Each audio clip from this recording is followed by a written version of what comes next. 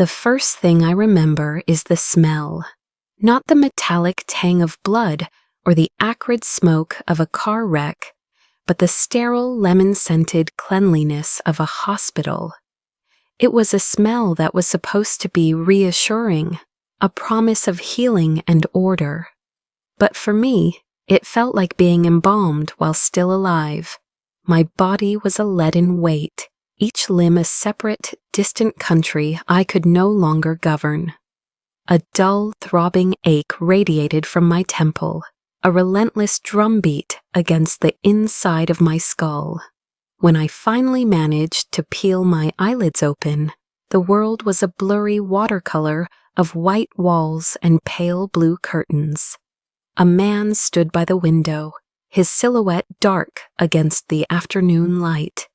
He turned, and the blur sharpened into the familiar, handsome face of my brother-in-law, Dr. Marcus Thorne. His expression was a carefully constructed mask of concern. "Clara," he said, his voice a low, soothing murmur that scraped against my raw nerves. "You're awake, thank God." He moved to my bedside, his hand cool and dry as it rested on my forearm. "You were in an accident, you and David." David. The name crashed through the fog in my head, a tidal wave of panic. I tried to sit up, a strangled cry catching in my throat. "David, where is he? Is he okay?" Marcus gently pushed me back against the pillows. "Easy, Clara. David's here. He's in the ICU. He's stable." He took the brunt of the impact. Stable. The word was a clinical, empty vessel. It meant nothing and everything. It meant he was alive, but it also meant he was not fine. I felt the tears before. I was conscious of crying, hot tracks sliding down my temples and into my hair. My sister Eleanor appeared at Marcus's side, her face blotchy and swollen. She looked older, smaller, as if the last few hours had hollowed her out. She took my hand, her grip trembling. "Oh, Clara, we were so scared." I clung to her hand, the only solid thing in a world that had tilted on its axis. For the next day, they were my anchors, Marcus with his calm medical explanations about my concussion and David's coma, and Eleanor with her quiet presence, fetching me water and stroking my hair. They were family. They were the ones you leaned on when the floor gave way. They managed everything, fielding calls from concerned relatives and speaking in hushed tones with the other doctors. I was too weak, too grief-stricken to question anything. I existed in a haze of pain medication and fear for my husband. It was on the second day that it happened. A nurse I hadn't seen before came in to help me change into a fresh hospital gown. She was older, with kind, weary eyes and efficient, no-nonsense hands. Her name tag read Ramirez. She worked with a practiced gentleness, maneuvering my bruised body without causing more pain than necessary. As she helped me sit up, lifting the starchy fabric of the old gown over my head, a tiny folded square of paper fell from one of the pockets and landed silently on the white sheet beside my hip. It was so small, so insignificant, that I almost missed it. But Nurse Ramirez saw it.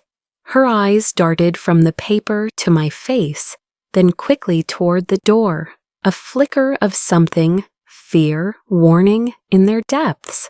She gave a single, almost imperceptible shake of her head, then went back to her task, her movements suddenly brisk. My heart began a new, frantic rhythm against my ribs. While her back was turned, fumbling with the ties on the new gown, my fingers closed around the paper. It was thin and flimsy, like a torn-off corner of a medical chart. I palmed it, my hand trembling, and tucked it beneath my thigh. The nurse finished her work, checked my IV drip, and left without another word, never once meeting my eyes again. I waited, listening to the rhythmic beep of the heart monitor, until I was sure I was alone. My fingers fumbled with the tiny square. Unfolding it felt like disarming a bomb. The writing was a messy, urgent scrawl in blue ballpoint ink. Just 4 words that made the sterile, lemon-scented air feel thick and suffocating. Don't trust your doctor. My first thought was that it was a mistake. A note meant for another patient, a cruel prank, a fragment of some paranoid delusion. My doctor. I had a whole team of them, specialists and residents, who came and went, but I knew with a sudden, chilling certainty which doctor it meant. It meant the one who was more than a doctor. It meant Marcus, the man who held my sister's hand, the man who called my husband his brother, the man who was currently in charge of my care and overseeing David's. I read the words again and again until they blurred. A cold dread, far worse than the fear for David, began to seep into my bones. Why would anyone write this? I tried to fight it, to dismiss the absurd, theatrical notion. Marcus loved us. He and David had built a business together. We spent holidays together. Our children played together. He was family. But the nurse's face swam in my memory, the fear in her eyes, the subtle shake of her head. She knew. She had put it there. She was trying to warn me. I looked around the room, at the flowers from my parents on the windowsill, at the get well soon card from David's office, at the IV stand dripping a clear liquid into my veins. Everything that was meant to be a symbol of care and healing suddenly looked sinister. The very air felt charged with menace. When Marcus came back an hour later, his smile was the same. His voice was just as soothing. But I saw him differently. I saw the way his smile didn't quite erase the tension around his eyes. I noticed how he checked my chart, then checked the IV pump with an intensity that seemed more than just professional diligence. "Feeling any better?" he asked, adjusting my pillows. I forced a weak smile. "A little, still so groggy." "That's the medication," he said smoothly. "It's important to manage your pain and keep you calm. We don't want any undue stress on your system." The words, which would have been comforting yesterday, now sounded like a threat. Keep you calm, keep you quiet, keep you compliant. I closed my eyes, feigning sleep. The tiny piece of paper, a burning coal hidden in my fist. The world had shrunk to the size of this sterile white room, and I was no longer a patient here to heal. I was a prisoner. And my warden, the man who held the keys to my life and my husband's, was smiling down at me as if he were my savior. The note became my secret, a toxic truth I held close. I couldn't throw it away. I couldn't risk anyone finding it. I waited until Eleanor left to get coffee, her face a portrait of strained sisterly devotion. And I carefully tucked the piece of paper deep into the stitched hem of the small teddy bear David had won for me at a carnival years ago. It sat on my bedside table, its button eyes a silent, glassy witness. From that moment on, I lived a double life. To the world, to Marcus and Eleanor, I was the grieving, confused wife, floating in a medicated haze. Internally, I was a detective in my own potential murder.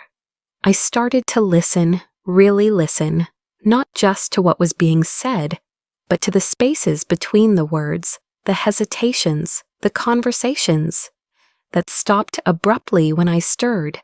I pretended to be asleep more often than I was, my breathing slow and even, my eyes closed behind a mask of weary stillness. It was from this vantage point that I began to assemble the puzzle. The first piece was a conversation I overheard from the hallway. Marcus and Eleanor thought I was sedated after a dose of pain medication. Their voices were low, tense whispers that slithered under the door. "The insurance company called again," Eleanor said, her voice tight with anxiety. "They need to finalize the accident report. They said the preliminary findings are inconclusive." "Inconclusive is good," Marcus countered, his tone sharp, impatient. "It means they haven't found anything. We just need to stick to the story. It was a terrible, tragic accident." "But what about the payout? They said it could be delayed for months if there's a full investigation." "We don't have months, Marcus. You know the situation we're in." "Patience, Elle. Just a little more patience. Once everything is settled here, the questions will stop. The priority is making sure Clara is comfortable and that David's status remains unchanged. Making sure I was comfortable." The phrase echoed his earlier words to me, but now they carried a chilling new meaning. It wasn't about my well-being, it was about my silence. And David's status, his coma, was not a tragedy to be overcome, but a variable to be managed. The business they had mentioned, the situation they were in. David had been so excited about his new software venture with Marcus. But in the months leading up to the accident, I remembered David being stressed, working late. He'd been evasive when I asked, saying it was just investor trouble. Had it been more than that? Was Marcus involved? I started watching Nurse Ramirez. She was my only link to the outside world, the only person who might know the truth. But she was careful. She performed her duties with a professional distance, never meeting my gaze for more than a second. Yet I saw things. I saw the way she'd double-check the medication dosage Marcus had prescribed. Her lips pursed in a thin line. I saw her linger by my door, listening before she entered. She was afraid, not just for me, but for herself. Her fear confirmed my own. The next puzzle piece was the medication itself. Marcus was adamant about my regimen. "It's a cocktail," he explained, smiling his doctorly smile. "To manage the pain from your fractures, prevent swelling in the brain, and keep your heart rate steady." He would often administer the IV dose himself, a gesture he framed as personal, familial care. "I want to make sure my favorite sister-in-law gets the best," he'd say with a wink. One afternoon, while he was adjusting the drip, I mumbled the name of the drug from the IV bag, pretending to read it through a drowsy fog. "Propofol? Isn't that strong?" His hand froze for a split second. "It's a sedative, standard procedure for head trauma patients to allow the brain to rest. Don't you worry about a thing." But I did worry. That night, I managed to convince a young candy striper, a sweet girl with braces and wide, innocent eyes, that I was desperate to see a photo of my kids. My phone, I told her, was in my purse, and it would mean the world to me. She retrieved it, oblivious to my true intentions. Huddled under the thin hospital blanket, with the screen brightness turned all the way down, I began my research. My fingers, clumsy and weak, tapped out the names of the drugs Marcus had prescribed. Alone, they were mostly benign, appropriate for my condition. But then I found a medical journal article about drug interactions. A high, sustained dose of one of my pain medications, combined with the specific beta blocker I was on and the steady drip of the sedative, could, over time, induce a state of cardiac arrhythmia. It wouldn't look like poisoning. It would look like a tragic complication from my injuries. It would look like my heart, weakened by the trauma of the crash, had simply given out. My blood ran cold. This wasn't a plan to keep me comfortable. This was a blueprint for my death. A slow, quiet, medically plausible murder. The accident hadn't been an accident. They had failed to kill us on the road, so now Marcus was finishing the job in the one place I was supposed to be safe, using his knowledge and his authority not to heal, but to kill. The final piece, the one that solidified everything, came from my own fractured memory. I closed my eyes and forced myself back to the car, to the moments before the crash. We were driving down a winding country road. David was driving, his hand resting on my knee. We were laughing about something, then the smell. I'd mentioned it to the paramedics in my brief moment of consciousness at the scene, but they'd dismissed it. It wasn't the smell of gasoline or burning oil. It was sweet, almost like burnt sugar or almonds. A quick search on my phone, my heart pounding with each letter I typed, smell of burnt sugar in car. The results were immediate and terrifying. It was a known, if obscure, sign of a certain type of solvent used to degrade rubber. A solvent that could be applied to brake lines, causing them to become brittle and fail under pressure. It was a quiet act of sabotage, leaving almost no trace. They had planned it all: the crash, David's coma, my presence in this hospital, under Marcus's direct care. Every soothing word, every concerned touch had been a lie. My sister, my own sister, was complicit in a plot to murder me and my husband. The weight of that knowledge was suffocating. I wasn't just fighting a monster, I was fighting my family. And in this sterile white room, I was utterly, terrifyingly alone. The realization settled not as a storm, but as a sheet of ice forming over my soul. Panic was a luxury I couldn't afford. Hysteria would get me a diagnosis of post-traumatic stress, a higher dose of sedatives, and a faster trip to the morgue. My grief and fear had to be packed away, stored in a cold, dark place inside me. What replaced it was a sharp, crystalline resolve. I had to survive, for David, for my children who were mercifully staying with my parents 3 states away, believing their parents were simply recovering from a bad accident. I had to expose Marcus and Eleanor. My mind, which had been a fog of pain and medication, began to clear with purpose.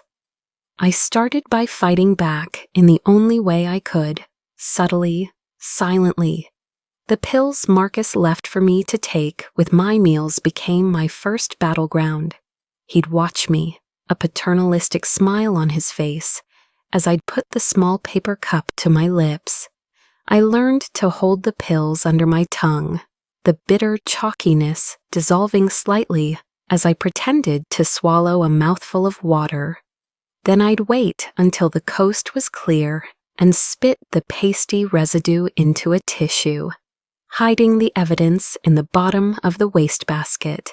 It was a small rebellion, but it was mine. Within a day of spitting out the oral sedatives, the world began to come into sharper focus. The grogginess receded, replaced by a hyper-awareness. I could think more clearly, plan more strategically. The next step was communication.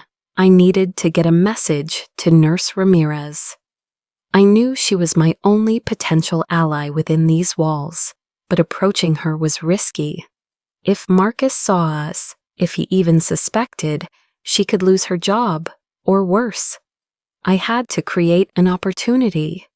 I waited for her late-night shift, the time when the hospital was quietest, the staff stretched thin. I pressed the call button, and when she appeared a few minutes later, her face etched with fatigue, I put on my best performance. I started to cry, soft, desperate sobs. "I'm so scared. I whispered, my voice trembling. I keep having nightmares about the crash. It was the perfect bait, an emotional state so expected that it wouldn't arouse suspicion. She came closer, her professional demeanor softening with genuine sympathy. She took my wrist to check my pulse. Her fingers were warm against my cool skin. It was now or never. As she leaned over me, her body shielding us from the view of the hallway, I whispered, my voice barely a breath. Against the fabric of her scrubs, the note, I got it, help me. I felt her stiffen. Her fingers tightened on my wrist for a fraction of a second. Her eyes, wide and dark, met mine. For a terrifying moment, I thought I had misjudged her, that she would pull away and report me. But then I saw it again, that same flicker of fear, now mixed with a dawning resolve. She didn't say a word, she simply held my gaze, and in that silent shared space, an alliance was forged. She gave a single tiny nod, a movement so slight it was almost imperceptible. Then she straightened up, her professional mask back in place. "I'll get you something to help you sleep, Mrs. Evans," she said, her voice steady and loud enough to be overheard. A mild sedative, Dr. Thorne already approved it. She was telling me she understood, and that she was also trapped, forced to follow his orders, even as she fought against them. My plan began to take shape in the quiet hours of the night, fueled by lukewarm hospital tea and a primal will to live. I needed proof, hard, undeniable proof. A patient's paranoid accusations against a respected doctor, her own brother-in-law, would be dismissed. I needed to catch him in his own words. I needed a recording. The next night, Nurse Ramirez came in to do a routine check of my vitals. She was all business, her movements crisp and efficient, but as she leaned over to adjust my blanket, her hand brushed against mine.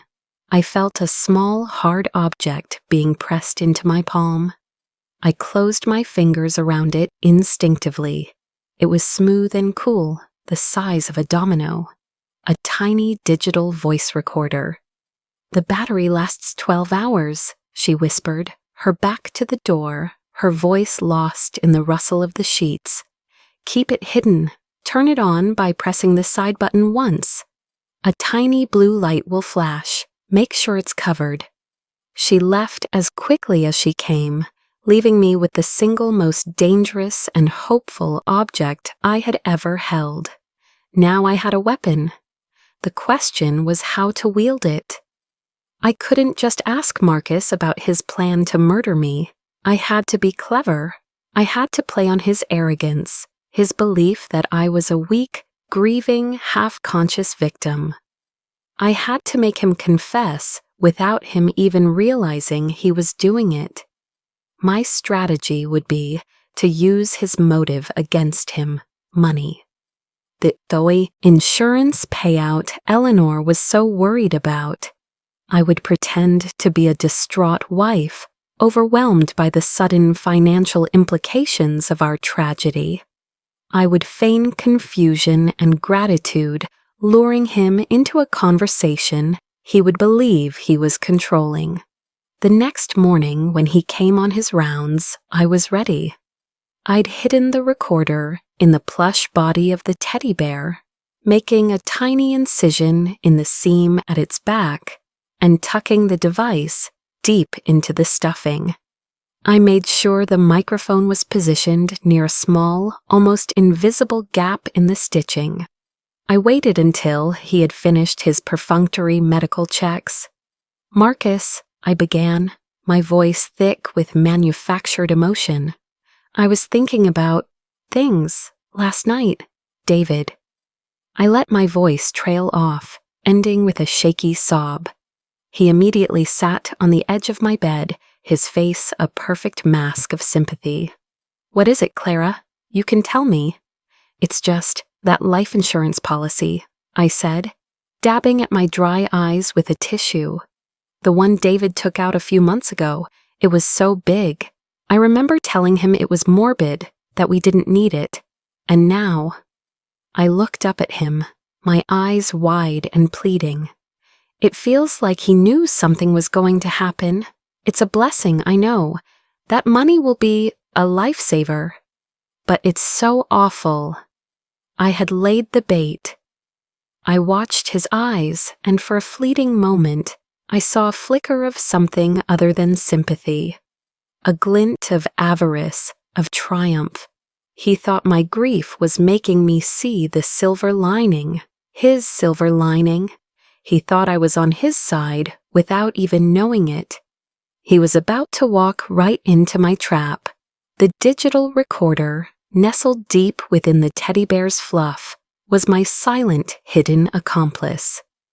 As Marcus settled into the chair beside my bed, adopting the posture of a compassionate confidant, I pressed a discreet finger against the bear's back, feeling the tiny click as the recording began. I had to time this perfectly to guide the conversation from grief to greed, all while appearing to be a broken woman barely clinging to reality. A lifesaver, I repeated, my voice a watery whisper. David was always thinking ahead, wasn't he? Always making sure we were taken care of. He loved you more than anything, Clara, Marcus said, his voice a rich, soothing baritone. He reached out and patted my hand. His touch felt like a spider crawling on my skin. That policy, yes, it was substantial. He and I discussed it. With the new business venture, we both felt it was prudent to increase our coverage. A safety net, you know. It was the opening I needed. The business, I said, feigning confusion. He was so stressed about it. The investors, he said they were getting nervous. I looked at him, my expression a carefully crafted mix of naivety and worry. Is the company okay, Marcus, with David, like this? Marcus's posture shifted. He leaned forward slightly, it is a conspiratorial air entering his demeanor. He thought he was reassuring a clueless widow. The company is going to be fine. Better than fine, actually.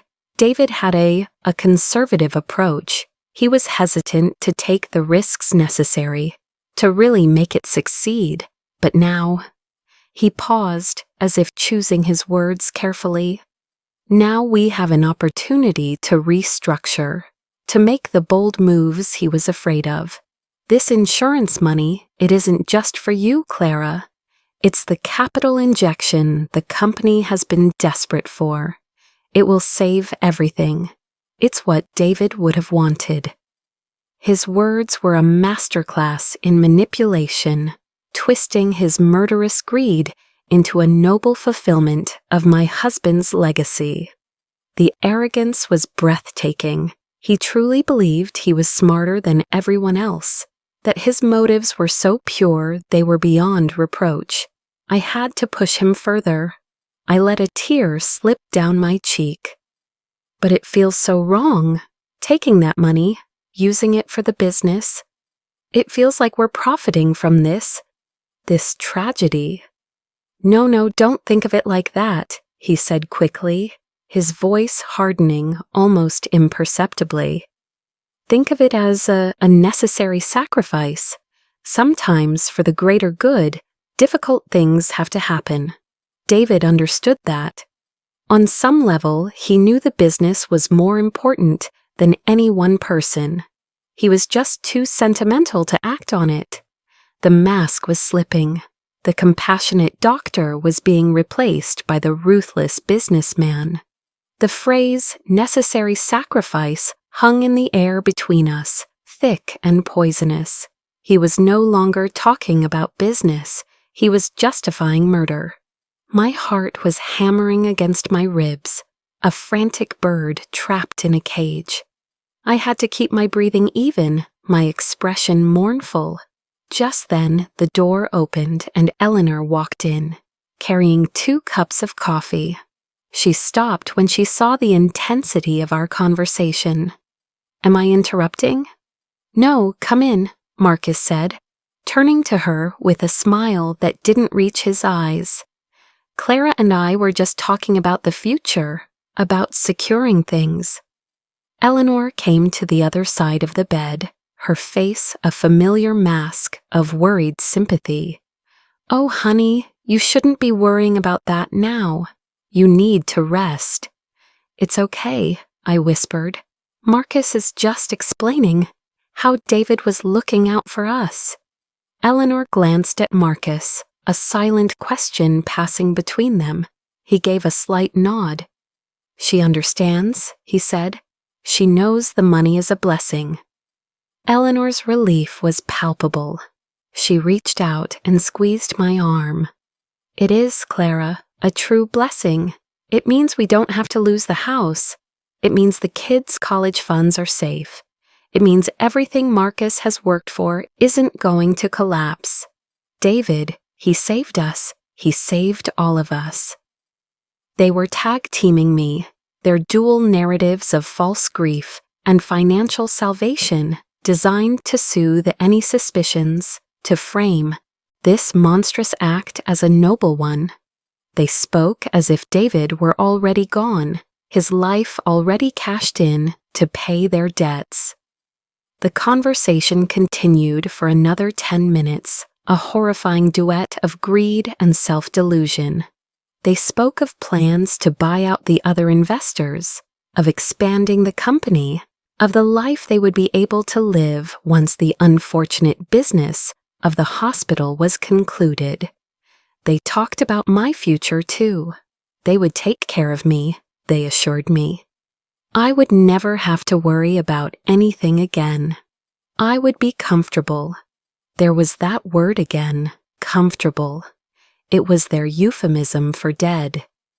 They were so confident, so sure of my medicated stupor and emotional collapse, that they were confessing everything, right into the tiny hidden microphone. They were hanging themselves with their own words. When they finally left, promising to return after meeting with the hospital administrator, I lay motionless, the sound of their voices echoing in my head. I waited a full 5 minutes, then carefully retrieved the recorder. My hands were shaking so violently I could barely operate the tiny buttons. I rewound a little and pressed play, holding it close to my ear. Their voices filled my head, tinny and distant, but unmistakable. Necessary sacrifice. He saved us. Once everything is settled here. It was all there, a confession wrapped in the language of concern and grief. I had it. I had the proof. But possessing the truth and using it to save my life were two very different things. My victory felt terrifyingly fragile. I was still locked in this room, still hooked up to an IV, still at the mercy of my would-be murderer. And I knew, with a certainty that chilled me to the bone, that they were running out of patience. My time was running out. The recording was a bomb in my hand. The relief of having it was immediately eclipsed by the terror of what to do next. I couldn't just ring the call bell and hand it to the first nurse who walked in. Marcus had eyes and ears everywhere. He was a senior physician in this hospital, respected and trusted. Anyone I spoke to might go straight to him. My only lifeline was Nurse Ramirez, and her shift didn't start for another 6 hours. 6 hours felt like an eternity. I hid the recorder back inside the bear, my fingers fumbling with the seam. The little stuffed animal, a symbol of David's love and our shared past, now held the key to my future. I felt a surge of adrenaline, a frantic energy that made lying still in bed unbearable. I needed to do more. I needed a backup, a fail-safe in case something happened to the recorder or to me. I reached for my phone, which I had kept hidden under my mattress. With trembling fingers, I opened a new email draft. My hands were slick with sweat, and I had to keep pausing to wipe them on the starchy sheet. I wrote to my parents. I started by telling them I loved them, that I was so sorry for what they were about to read. Then I poured it all out, the note, the overheard conversations, the research on the drugs, the faked brake failure, the confession I had just recorded. I typed as fast as I could, my thumbs flying across the small screen, a torrent of horror and betrayal. I described Marcus's chilling words, Eleanor's complicity. I told them not to believe anything Marcus or Eleanor said about my condition. I told them to call a specific detective, a friend of my father's from his days on the police force, and to play him the recording I had hidden inside the bear. I attached a photo of the bear sitting on my bedside table so they would know exactly what to look for. My final words were a desperate plea. If something happens to me, if my heart fails, do not let them cremate me. Demand an autopsy from an out-of-state coroner. The proof will be in my blood. They are killing me. Please believe me. I saved the email as a draft. I couldn't send it yet. The hospital's Wi-Fi network was likely monitored, but if the worst happened and my phone was recovered, the draft would be there. It was my message in a bottle. Just as I finished, the door swung open. My heart leapt into my throat. It was Marcus. I fumbled with the phone, shoving it under the covers, just as he stepped up to the bed. I prayed he hadn't seen the screen's glow. "You're awake," he said, his smile as warm and unnerving as ever. "I was just reviewing your latest chart. There's something I need to discuss with you." He pulled up the chair, his movements calm and deliberate, but I could see the tension in his jaw, the impatience in his eyes. The time for pretense was over. "Your cardiac rhythm is showing some irregularities," he began, his voice taking on a grave professional tone. "It's not uncommon after significant trauma, but it is a concern. I've been consulting with the cardiology team, and we agree that we need to be proactive." I stared at him, my body frozen. The irregularities he was talking about, I knew, were the ones he had been systematically creating with his chemical cocktail. What does that mean?" I managed to ask, my voice a dry rasp. "It means we need to perform a minor procedure, an cardiac ablation. We'll go in and cauterize the small area of heart tissue that's causing the arrhythmia. It's quite routine, but given your weakened state, there are, of course, risks." He paused, letting the weight of his words sink in. "But leaving it untreated is a far greater risk. You could go into cardiac arrest. We're scheduling it for first thing in the morning." First thing in the morning. It was an execution date. This procedure would be his final act. In the controlled environment of an operating room with his own hand-picked team, he could do anything.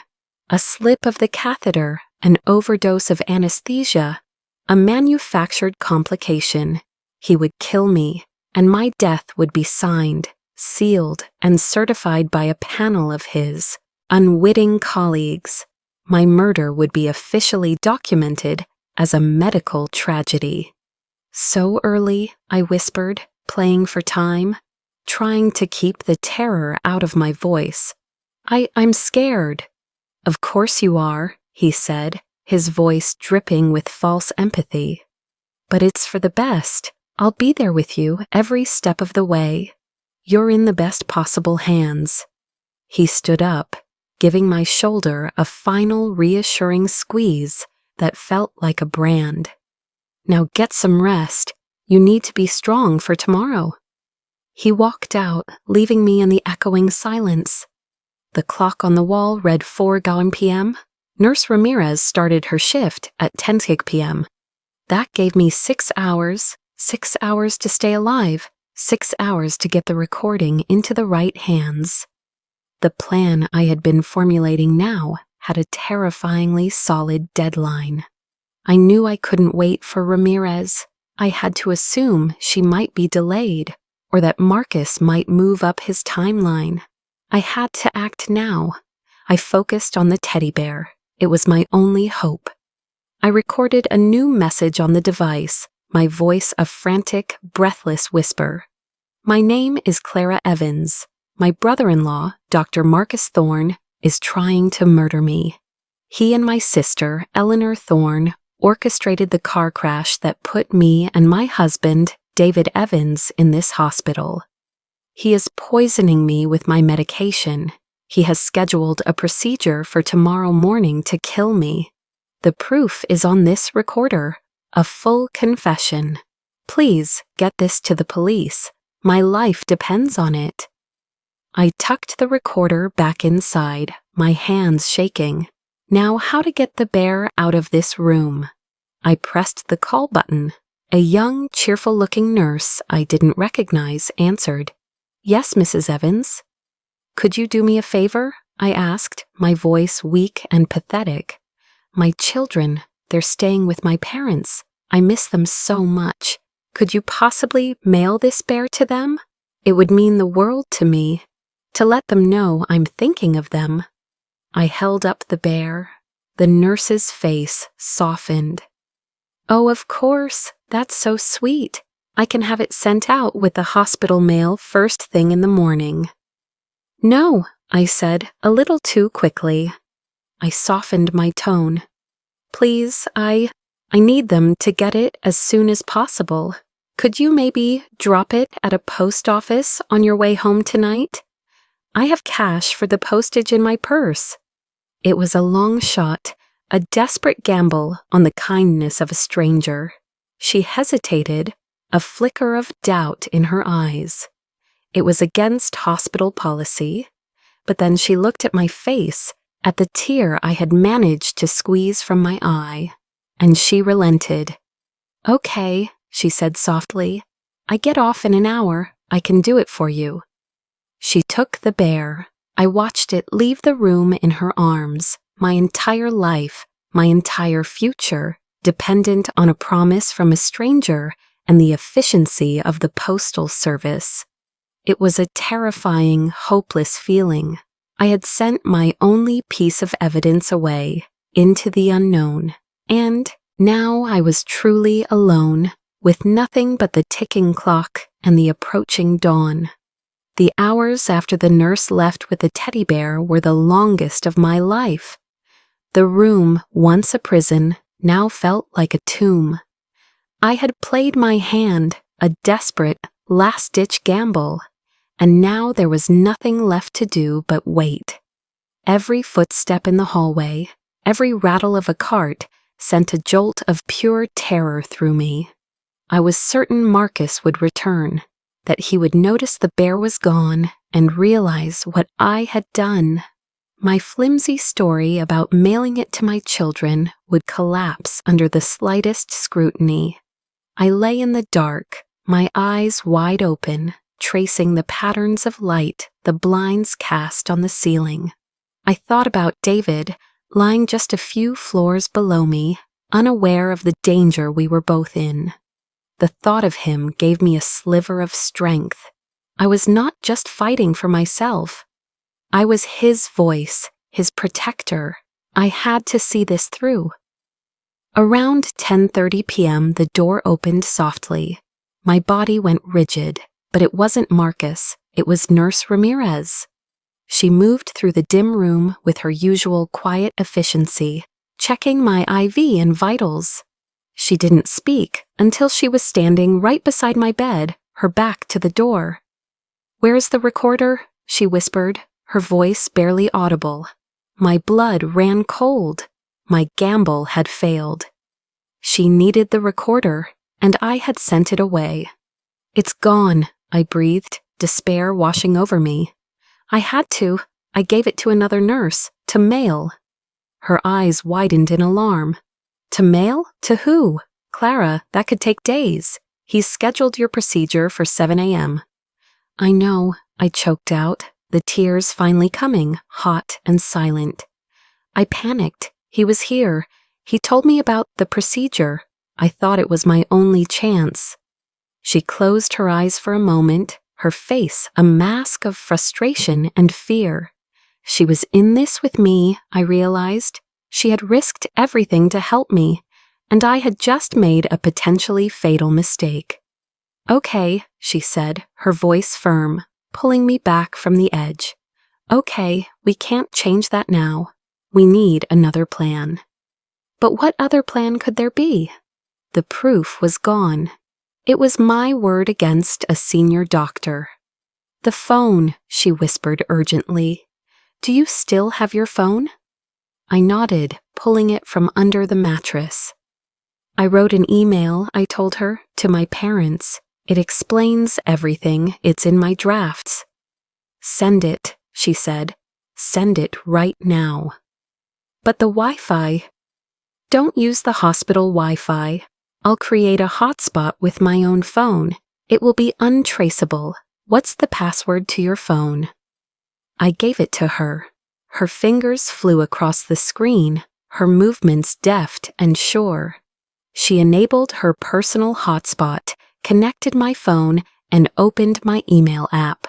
For a terrifying second, my heart stopped. Eleanor had just sent me a text, a photo of my children, smiling at the camera from my parents' living room.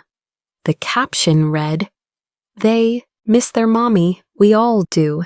Get well soon. We need you." The casual cruelty of it, the way she used my own children as a prop in her sick play, sent a wave of nausea through me. Ramirez ignored it, her focus absolute. She found the draft. Are you sure? She asked, her eyes meeting mine. I nodded, a single decisive movement. Send it. She pressed the button. For a moment, nothing happened. Then the familiar whoosh sound indicated the email had been sent. A single thread of hope shot out into the digital darkness. Okay, Ramirez said, tucking my phone back under the mattress. My part is done. The rest is up to them. Now we have to keep you safe until they can act. She went to the IV pole. He has you on a continuous low-dose sedative drip. I can't stop it. He would see that on the monitors, but I can dilute it. She produced a syringe filled with clear saline solution from her pocket and injected it into the IV bag, watering down the poison Marcus was feeding me. This will keep your head clearer, but you have to pretend. When he comes in, you need to be groggy, confused. Do you understand? I nodded again, my throat too tight to speak. She gave my hand a quick, firm squeeze. You're braver than you know, Clara. And then she was gone. The hours ticked by. I drifted in and out of a shallow, restless sleep. My dreams filled with images of falling, of brake lines snapping, of my sister's smiling face. Each time I woke, the fear was there, a cold weight in my stomach. At 6 a.m., the sky outside was beginning to lighten from black to a bruised purple. The morning shift was starting. I could hear the hospital waking up around me. And then I heard his voice in the hallway, calm and authoritative, giving instructions to an orderly. They were coming for me. The door opened. It was Marcus, dressed in surgical scrubs, and Eleanor, her face pale and strained.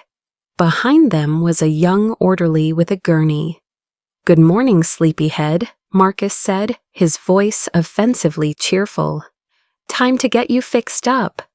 I let my eyelids flutter, moaning softly as the orderly and Marcus began to move me from the bed to the gurney. I made my body a dead weight, forcing them to do all the work. Eleanor fussed with my blanket, her hands trembling slightly. Was she nervous? Or was this her final act of sisterly love before they disposed of me? "It will all be over soon," she whispered, her voice thick. I knew what she meant. As they wheeled me out of the room, my heart pounded, a frantic, desperate rhythm against my ribs. The hallway was a sterile, white tunnel. Each fluorescent light we passed felt like a milestone on my way to the gallows. I looked at the faces of the nurses we passed, hoping to see Ramirez, hoping for a sign that my email had been received, that help was on its way. But there was nothing. We rounded a corner, heading toward the surgical wing. And then I saw them. Standing at the main nurse's station, talking urgently to the charge nurse, were two men in plain clothes. They weren't doctors. They had the unmistakable bearing of police officers. And next to them, gesturing emphatically toward my approaching gurney, was Nurse Ramirez. One of the detectives looked up. His eyes, sharp and intelligent, met mine. In that instant, I felt a surge of relief so powerful it almost made me pass out. My parents had gotten the email. They had believed me. Help was here. But Marcus saw them too. I felt the gurney jolt as his hand tightened on the railing. His pace quickened. "Just a routine patient transfer," he barked at the charge nurse as we approached. Eleanor's face had gone ashen. She saw them too. She knew why they were here. Marcus tried to push past them, to get me through the double doors that led to the OR, to a place where they would need a warrant to enter. But it was too late. The taller of the two detectives stepped forward, blocking our path. He held up a hand. "Dr. Thorne," he said, his voice calm but unyielding. "I'm Detective Miller. We need to have a word with you." The final act had begun. The sterile white hallway became a stage. Marcus stopped the gurney, his body forming a barrier between me and the detectives. He drew himself up to his full height, a pillar of offended authority. "Detective, this is highly inappropriate," he said, his voice laced with indignation. "This patient is on her way to a critical, time-sensitive procedure. Whatever you have to say can wait." "I'm afraid it can't," Detective Miller replied, his gaze unwavering. His partner, a younger, stockier man, moved to the other side of the gurney, effectively boxing us in. Eleanor began to sob, a theatrical, high-pitched wail. "What is this? You're harassing us. My sister is very sick. You're frightening her." She rushed to my side, grabbing my hand. Her skin was ice cold. "It's okay, Clara," she whimpered. "They're just mistaken." I looked from her face, a grotesque mask of fake concern, to Marcus's, which was rapidly losing its composure. A muscle in his jaw was twitching uncontrollably. He knew the game was up, but his arrogance wouldn't let him fold. "This is about the accident, isn't it?" Marcus said, trying to seize control of the narrative. "My wife and I have given our statements. It was a tragic equipment failure. A terrible, terrible tragedy." "We're not here about the accident, Doctor," Detective Miller said quietly. "We're here about a conspiracy to commit murder." The words hung in the air, sharp and deadly. A passing nurse froze in her tracks. The charge nurse at the station stared, her mouth agape. Eleanor's sobs hitched in her throat. Marcus let out a short, incredulous laugh. "That's preposterous. On what grounds are you making such an insane accusation?" "On the grounds of a sworn statement we received less than an hour ago from Clara Evans's parents," the Wada detective said, his eyes flicking to me. "And on the grounds of this." He held up his phone. He pressed a button, and then my own voice, frantic and whispering, filled the quiet hallway. "My name is Clara Evans. My brother-in-law, Dr. Marcus Thorne, is trying to murder me. It was the message I had recorded on the device hidden in the teddy bear. My heart soared. The nurse had mailed it. My desperate gamble had paid off. The package must have been sent overnight express, arriving at my parents' house that very morning. They had acted immediately. Marcus's face turned the color of chalk. Eleanor stared at the phone as if it were a venomous snake. He has scheduled a procedure for tomorrow morning to kill me.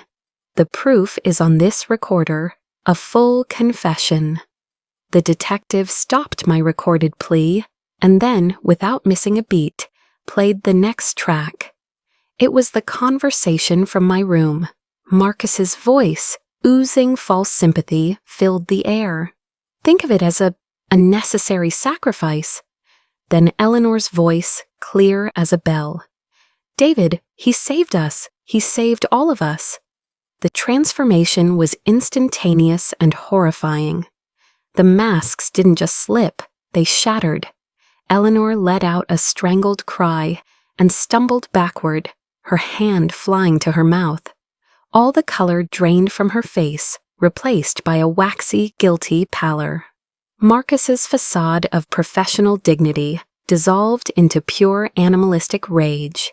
His eyes, wild and cornered, darted around the hallway, looking for an escape that wasn't there. For a split second, our eyes met. In his, I saw no remorse, no regret. Only a bottomless, seething hatred for me, the woman who had refused to die, the witness who had refused to be silenced. And then he lunged, but not at the police, not at Eleanor. He lunged at me.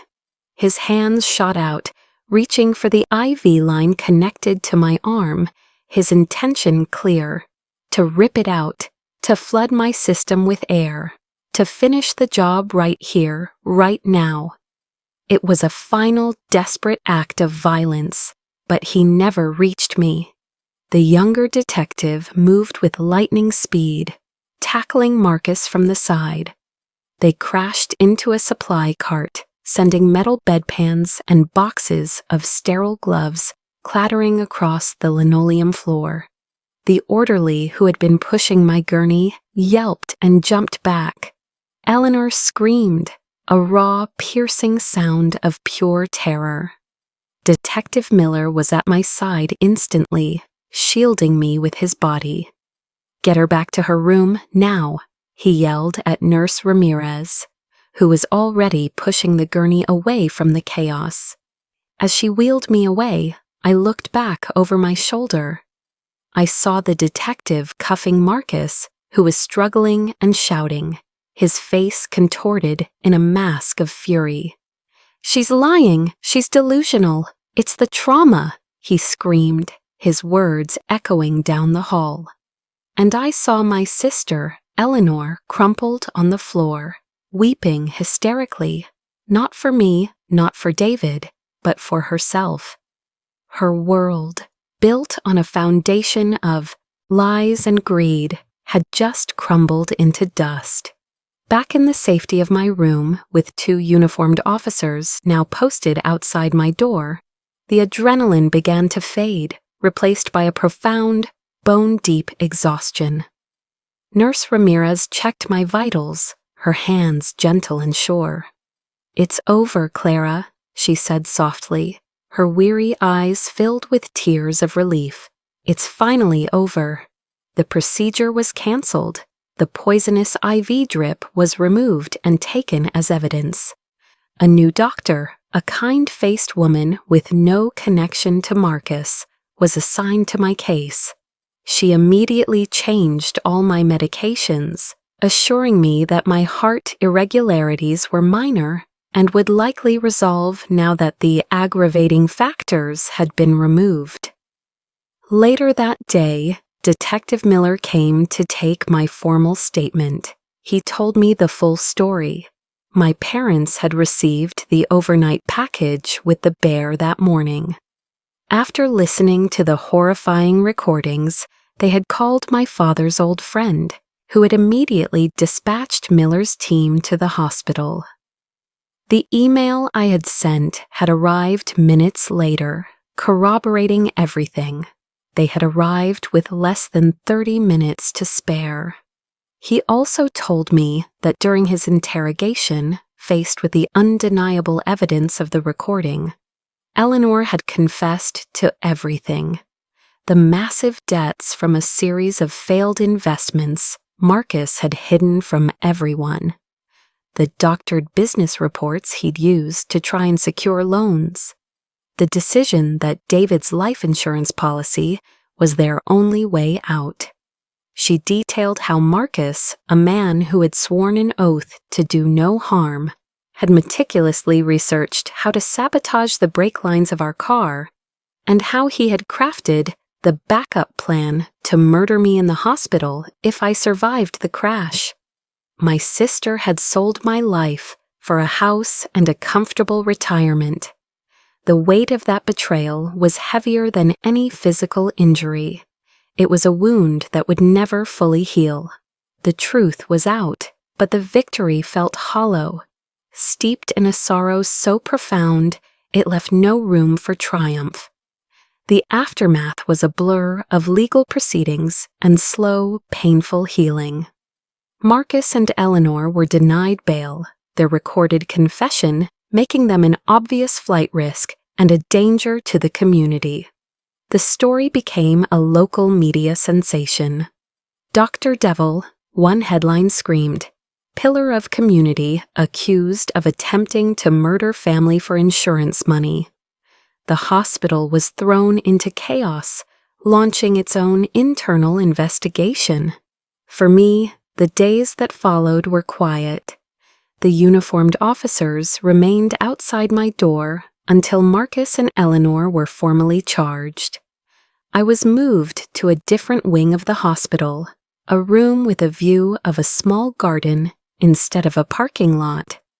The simple change felt monumental, like I could finally breathe again. The best news came 3 days after the arrest. I was sitting in the chair by the window when my new doctor came in, a wide, genuine smile on her face. "Clara," she said, "I have some wonderful news. David is waking up." I don't remember getting to the ICU. I only remember seeing him, his eyes fluttering open, confused and hazy. I grabbed his hand and his fingers, weak but definite, curled around mine. "Clara," he rasped, his voice rough from the ventilator tube that had just been removed. "What happened?" And so I began to tell him, little by little, over the next few days, as his strength returned and the fog in his mind cleared. I told him everything. I told him about the crash, the hospital, the note from the brave nurse who had risked her career to save my life. And then, the hardest part, I told him about Marcus and Eleanor. He listened in stunned silence, his face a mixture of disbelief and profound sorrow. The betrayal cut him deeply. Marcus was more than a brother-in-law. He was his business partner, his friend, the man he had trusted implicitly. There were tears, not of anger, but of a deep, aching grief for the family he thought he had, for the love he thought was real. The trial was 6 months later. We were both there, David in a wheelchair, still recovering from his injuries, and me, walking with a cane, but feeling stronger than I had in my entire life. We didn't have to testify. The recordings were the prosecution's star witnesses. Played in the silent, packed courtroom, Marcus's and Eleanor's voices were damning, their own words, dripping with greed and cold calculation, condemned them more effectively than any testimony could have. Marcus's defense tried to argue that I was mentally unstable from the accident, that I had entrapped him, but the evidence was overwhelming. The mechanics who examined our car found the telltale signs of the solvent on the degraded brake lines. The toxicologists who reviewed my chart confirmed that the combination and dosage of drugs I was given were designed to induce cardiac failure over time. Nurse Ramirez gave a powerful, clear-headed testimony about her suspicions and her decision to warn me. The jury was out for less than 2 hours, guilty on all counts: conspiracy to commit murder, attempted murder, aggravated assault. As the verdict was read, I looked at my sister. She was a shell of the woman I once knew, her face gaunt, her eyes empty. She didn't look at me. She just stared blankly ahead as her new life, a life sentence without the possibility of parole, was handed down. Marcus was defiant to the end, shouting his innocence as he was led away in handcuffs. I felt nothing for them. Not hatred, not pity. Just a vast empty space where my love for them used to be. Life after the trial was about rebuilding. We sold our house, the one that held too many memories, of dinner parties and holidays with our would-be murderers. We moved to a small town by the coast, a place where the air smelled of salt and pine, not lemon-scented disinfectant. David's company, free from Marcus's toxic influence, was restructured and eventually thrived under new leadership. We used our portion of the sale to start over, to build something new, something that was just ours. We enrolled the kids in a new school, made new friends, and slowly, piece by piece, we constructed a new life. The scars remain. I still have nightmares sometimes. A sudden, sharp noise can make me jump. I am wary of new people, slower to trust. The betrayal cleaved my world into a before and an after. In the before, the world was a fundamentally safe place, and the people who said they loved you meant it. In the after, I know that monsters can look like family. They can smile and bring you flowers while they are plotting your death. But the after has also brought an unexpected gift, a profound appreciation for the simple, quiet moments of life. The feeling of David's hand in mine as we walk on the beach, the sound of our children's laughter echoing in our small backyard, the warmth of the sun on my face. These are the things I fought for. These are the things I almost lost. I often think about Nurse Ramirez. She was hailed as a hero, but she shied away from the spotlight, quietly transferring to a hospital in another state to escape the media attention. We exchange Christmas cards every year. I once asked her why she did it, why she took such a tremendous risk for a stranger. Her reply was simple. "I became a nurse to help people," she wrote. Sometimes that means changing a bandage, and sometimes it means slipping a note into a pocket. I just did my job. Her courage serves as a constant reminder that in a world where darkness can hide in the most familiar places, so can light.